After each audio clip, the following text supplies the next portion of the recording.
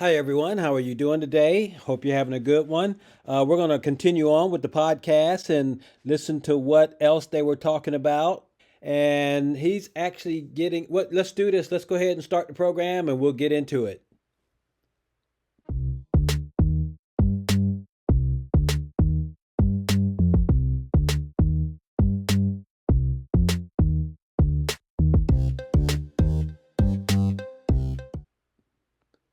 Welcome back to my program. It's good to have everybody here at Free Power. And we're talking about or listening to what Steve Fambro is talking about for how they're going to add solar panels to the Aptera and make it durable and last for a long time. So let's check this out as they discussed how they decided to come up with the design for developing the solar panels to fit around the body of Aptera. My guest is Steve Fambro. He's the co-founder and co-CEO of Aptera Motors. We're talking about their previous and also eventually their new solar charged electric vehicle. And you should know better than most when you were studying electrical engineering at Utah, what that solar panels on a car is not a new concept. There's always talk and has been for a long time about putting solar panels on a vehicle. So what made it feasible right now to try the solar again when maybe it wasn't 10 years ago? Well, when Chris and I restarted the company, we were doing the calculations. I broke out MATLAB, which is my modeling tool of choice, and we were determining how many cells would make a meaningful difference. And I think we said something like, well, if we just covered the roof, we would get 10 to 12 miles a day. And then sort of both of us simultaneously said out loud, well, why wouldn't we just cover the whole damn thing with solar? What would we get then? And then that answer was close to 40 miles a day, up to 40 miles a day in some locations. So we have a shape that really lends itself to being able to do that, maybe more than other cars, but we didn't have the technology to do it. And so we hired a team and built a very large intellectual property portfolio just in solar and being able to make 3D curved solar panels that are also very rugged and lightweight. We had to develop that technology from scratch, and it's the biggest part of our IP portfolio. Take me through some of those engineering challenges because you have added weight, obviously.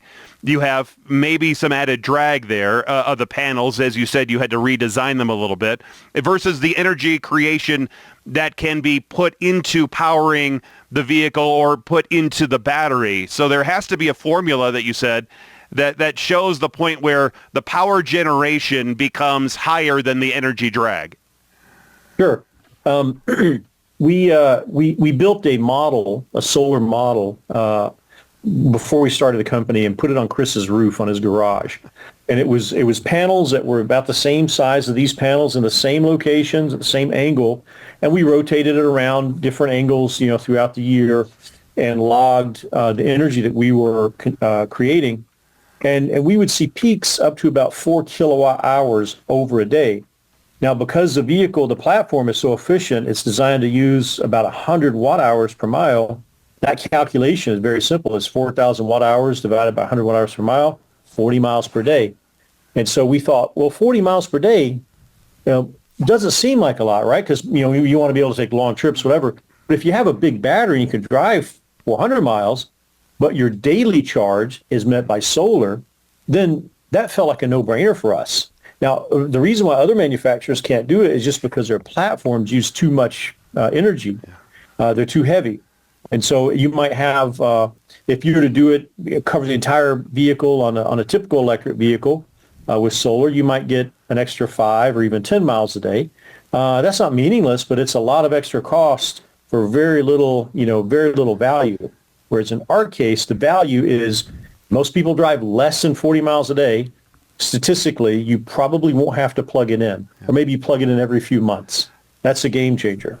But that also means that you are parking your car outside all the time and not in a garage. Yes. So you might be one of those people that instead of parking at the lowest first level closest to the entrance, you drive up to the top and park on top of the parking garage. Or your home garage to keep it safe because some places you don't want to maybe park it outside. Yeah, most people, if they're commuting and working, they're either driving to work or parking in a parking spot. So maybe they're going to park, facing west, let's say, east-west, and maybe take up 2 parking spots, but they're going to get the best solar coverage, to maximize that range. And so is that a problem, as you indicated? Because on my previous home, I had solar panels, and I looked at it for my current home, and it's just not in the right aspect. So do you have to be in the right aspect with the vehicle as well to be able to capture the perfect amount of solar energy to then charge the car efficiently? If you want to get the most power, of course, yes, you probably want to be oriented a certain direction. And so we've already been thinking about how to guide customers to do that with the in-vehicle computer. When you go to park, we'll show you the best orientation for that day. Obviously, it's going to change throughout the year, depending upon where you are. We also have some other tricks up our sleeves to make sure the rear panel gets more sun during the winter months, and we're gonna talk about that in a few weeks, maybe. But we'll guide the customer to park in the best, most advantageous position for solar power generation, for sure. You don't want to park in the shade. You want to park in a spot that's going to have a particular orientation. So does that mean it could actually be more efficient then to drive a certain direction to where you're going, even if it is maybe a little bit more in the mileage? Yeah, I think so. I mean, it depends on how long your commute is. You're going to be parked longer than you're driving, most likely. So it's probably, I would, just doing the math in my head, I would probably take the most least elevation change route to work, but then park in the most advantageous solar spot. My guest is Steve Fambro, is co-founder and co-CEO of Aptera Motors. You can find them at Aptera, Aptera.us. I don't know how much time you've spent in the Midwest, especially in the winter. It's a gloomy and snowy place. It's not the best place in the world. So is the market for this kind of a vehicle more designed for California, Arizona, Colorado, and places in the country that see lots and lots of sun? And how well do you think it would drive in the snow? Well, we haven't done, so both questions, the market and then how will it drive in the snow. So we haven't done extensive winter testing yet. We're focusing on the sunny states for delivery and rollout. We have had the vehicle in Switzerland for an event, and we drove on a frozen lake and drove in the snow. It did just fine, but that's not any kind of extensive testing. But in terms of, areas with more cloudy conditions, we've got reservations from all over the world, even in Germany, and of course Spain. Spain's very sunny. They have some of the most sunny days per year, but Germany does not. But we have interest in both places. What you're going to see is that those other places throughout the year, on average, so maybe not in the winter months, but on average throughout the year, you'll still have a meaningful amount of miles that are offset by solar. So maybe it's not 11 or 12,000. Maybe it's 5 to 8,000. That's still meaningful. Yeah. That means you're still not plugging in every day. You're plugging in maybe statistically, every couple of weeks or something like that. Still very meaningful. Now here in Colorado, we have 1,000-foot elevation just from my house to my work. There's a 1,000-foot elevation difference.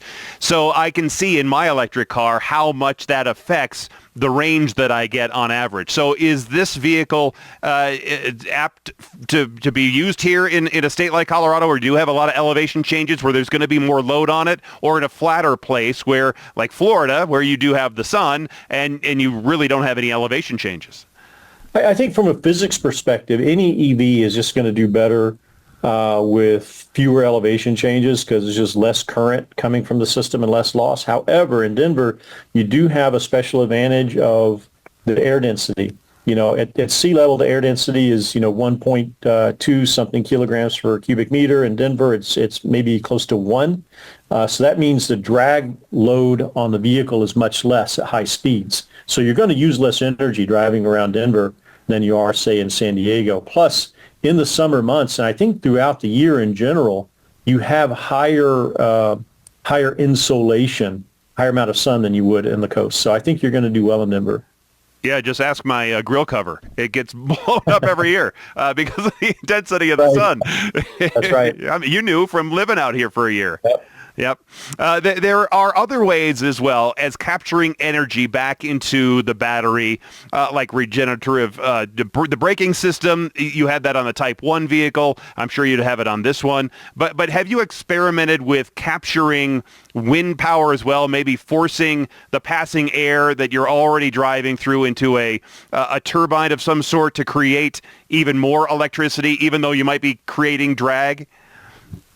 Yeah, no, we haven't looked at anything like that while moving, although we have our engineers are very aware of the interest from some of the community. So when parked, especially like camping, to be able to plug in other elements like maybe a portable wind generator, maybe more solar cells.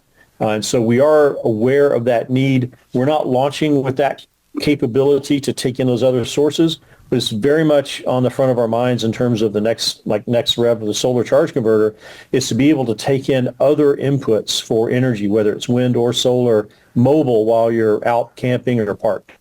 Have you ever thought about designing it similar to my Chevy Volt, where I have the generator that's attached to the vehicle? Now, obviously, that adds a lot of weight and some more complications to it. The electric part of the car is, never needs any maintenance, which is fantastic. I just need a oil change maybe once every 10 or so months, depending on how much I'm using the generator. But have you experimented with that, idea for a little bit? We've talked about it, and I'll tell you. I mean, my wife has a plug-in electric hybrid, and she hasn't been to a gas station probably in 3 or 4 months, just because the daily need is covered by plugging it in, overnight in the garage, and that's great. And I think that works for a lot of people, and I think it's a great way to lower emissions. It's a great way to get to all of our environmental goals without being full electric. But as you look right now, the news of the industry, Ford, Stellantis, Porsche, Volkswagen, they are all really figuring out how to navigate the new world of, electric, of gasoline, of hybrid, especially with like the change and maybe the posture from different regulations. And we're certainly no smarter than those guys. And the last thing we would do is want to complicate our mission by adding internal combustion engine. So, maybe in the future, we should always be looking at opportunities and reading the market and understand where it's going. But at the moment, we are focused solely and purely on a solar electric hybrid.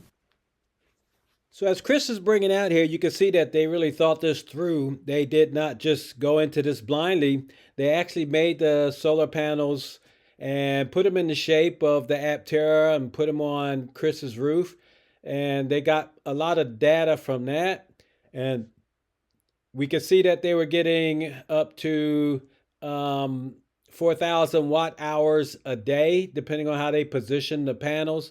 So, I mean, they really did their calculations and got on point to where they would average at least 40 miles a day. So really awesome what they're doing, and they're not stopping there. They're also, when they're putting the solar panels together, they're putting them in glass, and they're developing them in a curved sense to where it would fit on the car, but yet collect as much solar energy as possible.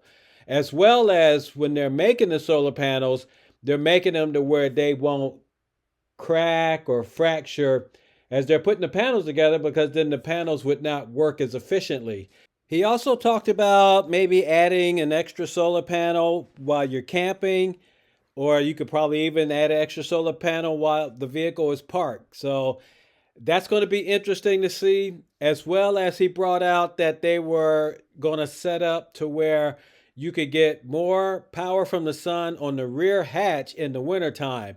So those are a couple of things that I'm going to be interested in. I'm sure you will be too. And we'll investigate that when they come out with that information. So they're doing some fantastic things, and I want to get your comments on it.